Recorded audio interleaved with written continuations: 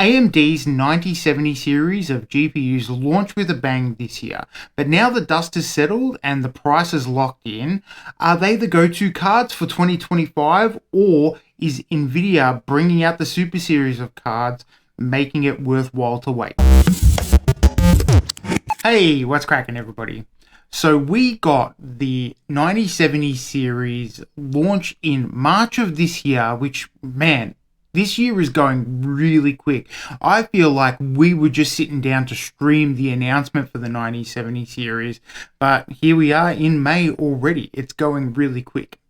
Anyway, these cards were praised pretty much across the board for their price and performance, but some out there, including myself, felt like apart from FSR4, there wasn't much going on here to warrant an upgrade, even for folks like me that are still rocking 5-year-old cards. My poor old 6800 XT is still chugging along, and hey, that thing still has the same memory configuration as the flagship 9070 XT. On Team Green's side, some people feel like there is the stench of expensive stagnation rolling around, with only DLSS 4 and ray tracing being the real reasons to upgrade to an Nvidia card, particularly at these prices. So what do you do? Do you pick AMD or Nvidia, or do we wait for the rumored Super Series cards to come out?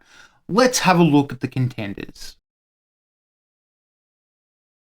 So if we're having a look at the GPUs that launched this year, they're actually pretty evenly matched, with Team Red and Team Green going toe-to-toe in performance, upscaling, FSR, DLSS. So Team Red has some excellent 1440p and 4K performance with the 9070 and the 9070 XT, particularly when you factor in FSR4, improved ray tracing for the Radeon cards.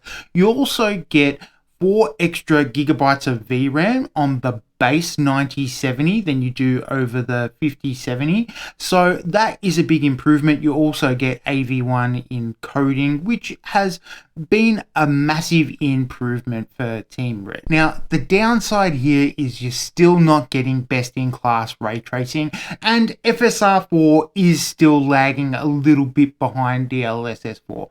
I personally think it looks amazing, but it still lags behind in things like shimmering and artifacts and things like that. You're also getting better memory with the Nvidia cards, with the faster memory in GDDR7, but you're getting more with the Radeon cards on the base models. With the Nvidia cards, you're also getting the NVENC encoder, which I'll talk about a bit later on. Now, on Team Green's side, particularly with the 5070, you are getting faster speeds on the GDDR7 memory, but you are getting 4 gigabytes less of it than the GDDR6 counterparts on the AMD cards. So time will tell who wins there. Generally, more VRAM has won in the long term over the life of a card, as games get more complex and have higher textures and things like that. So we'll see how that plays out. Nvidia's cards have better base clocks, but when you look at the boost clocks, AMD remain pretty competitive with the Nvidia cards here. So for me, frame generation and DLSS 4 are the X factors here that are keeping Nvidia pretty competitive. They've got the most titles, they've got the most support, but there has been a number of issues with the Nvidia cards. Hardware issues like missing ROPs, software issues, uncharacteristically I might add, with the driver situation. Hey, and it looks like the tables are turned on that. Well. How the turntables. I've had guys commenting on my videos saying that they're holding out on Nvidia cards because of the driver situation. So big shout out to you, man. Thanks for watching. But there you go, how the tables have turned. Green screens of death and all those sort of things. So it's been a little bit of a bumpy ride for Nvidia. Despite all that, I mean, if you're an RT guy, you might want to go with the NVIDIA cards. Hey, just want to jump in here and say, if you're enjoying any of the content on Computer Games Hardware, please chuck us a like, share, and subscribe. And watching the videos really helps me out, guys. Go check out some of our older videos. Appreciate you all. You can check out all our socials and all our affiliate links in the description below as well. Thanks for watching, everybody. All right, so both have their pros and cons.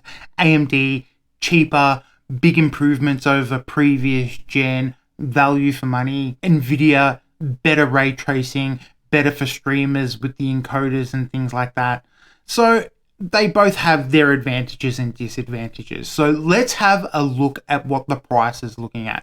And we'll look at my Aussie retailer, PC Gear, in this instance. And we'll also look at Micro Center because you guys absolutely get pissed off when I don't mention the US prices. So let's take a look at that. Currently, you can get a 9070 in Australia for around $1,015 to $1,300. That equates to around 675 to 770 US. So not exactly the MSRP, but you know, it's sort of in the ballpark. So for the 9070 XT, you're looking from about $1,250 for the base models up to the highest end ones, which range to $1,550 Australian dollars, and that equates from $800 to $1,000 US. So, you know, we're starting to see the prices bump up a little bit, but I would still say marginally reasonable, right? Here's where it gets a bit tricky for NVIDIA. Australian prices currently for the base models are going for about $1,100 to about $1,400. So there is a bit of a price delta there in the range of about $100. So for the 5070, I'd be saying if you're getting a good price on it, it's still okay, but you know, it is creeping up. There's at best a $50 premium on that card over its counterpart that has more VRAM. Here's where things really get crazy. If you're looking for a 5070 Ti here in Australia, you're looking at minimum of $1,500 all the way up to $2,000. In previous generations, that would be an insane notion for the highest end cards, let alone the 5070 Ti. In US terms, that translates to the lowest ends being $970 all the way up to $1,300. So that is, you know, a decent chunk for a 5070 Ti. All right, so that's the current pricing situation for May 2025. So what should you buy? Between the base cards, if you're super into ray tracing and maybe you're a streamer on Twitch or YouTube or whatever, you might want to go with the 5070. It's got better ray tracing performance, DLSS 4, and it's got the NVENC encoding. So the NVENC encoder is the NVIDIA encoder, and what the NVENC encoder basically does is take the load off the CPU and divert it to this chip on the GPU. So it gives you a little bit of better performance, and it frees up your GPU to do background workloads and all that good stuff. So if you're streaming, that might be the option for you. Just remember, if you are purchasing the 5070, you are getting faster memory, but you are sacrificing 4 gigabytes of VRAM. And don't forget that there also is basically a $50 to $100 premium on all those cards. Now let's take a look at the big brothers. So for me, the RX 9070 XT is the ideal card here. It's got capable 4K gaming. You get that good FSR 4. It's reasonably priced for this generation, but you could reasonably build a $2,500 gaming rig with a 9070 XT. For a 5070 Ti, you're basically spending $2,000 on the highest end version of it. So for me, actually, the XT and the Ti models are actually pretty evenly matched. And again, it comes down to how much you like that sweet ray tracing and the difference between FSR4 and DLSS 4. For me personally, I don't think DLSS 4 is better enough to warrant the price increase over the XT model. All right, so think about it this way, right? If you look at the Gigabyte Aorus Elite 9070 XT and the Gigabyte Aorus Elite 5070 Ti, there is a $450 delta between those cards. That is a massive increase, and it's pretty hard to justify the difference between those cards at the performance you're getting. The 5070 Ti has a faster base clock and it has better memory. So at the end of the day, it might be the better card, but I ain't picking that over the 9070 XT anytime. Anytime, pretty boy. All right, so if none of that's tickling you, hold off on pressing the add card button and think about this for a minute. We do have the 50 series super cards set to be on the horizon. So is it worth waiting for these cards? I think it might be. So word on the street here is, guys, that NVIDIA's 5070 Super and 5080 Super will be arriving in Q3 2025. That ain't far away. Now, I'm a little disappointed that they didn't continue on with the TI naming and potentially give us better performance. You can see my 5080 video here where I describe what kind of 5080 I would be looking forward to and why I was holding off on buying a 5080.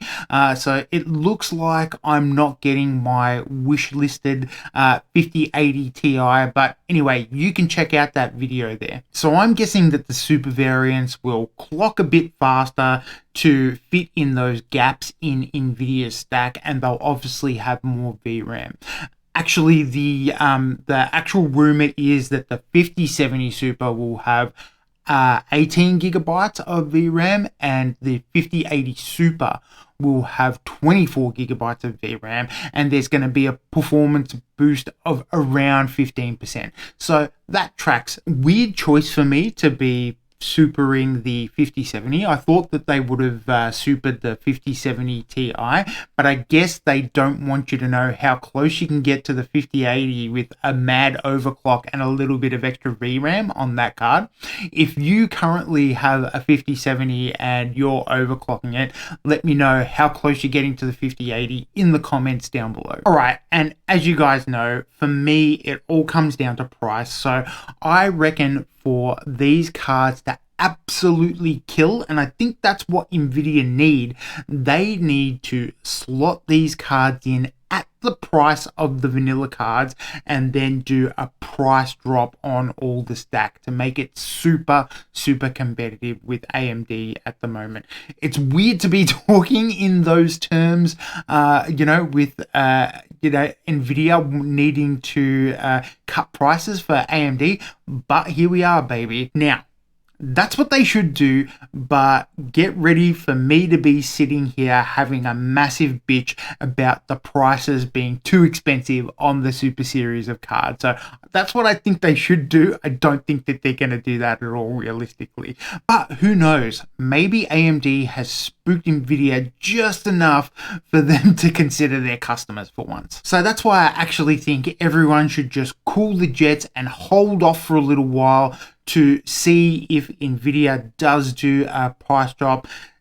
It's going to be no doubt that with a crazy overclock and some more VRAM, these cards are going to be top of the line, absolutely killer. But what I'm more excited about is the potential price drop across all these cards, AMD included, and a little shift in the market. That's what we should be looking for, because some of these cards become way more interesting when the price is more competitive. Anyway, that's going to do it for this one, guys. Thank you very much for watching. I've had a really good time making this one. I hope you guys have had a good time watching it. Shout out in the comments if you're planning on upgrading your GPU in 2025. Are you going to hold off what are you going to do? Some of these cards look real tasty at the moment, but getting them at a good price is really important too. Thanks for watching, everyone. See you next time.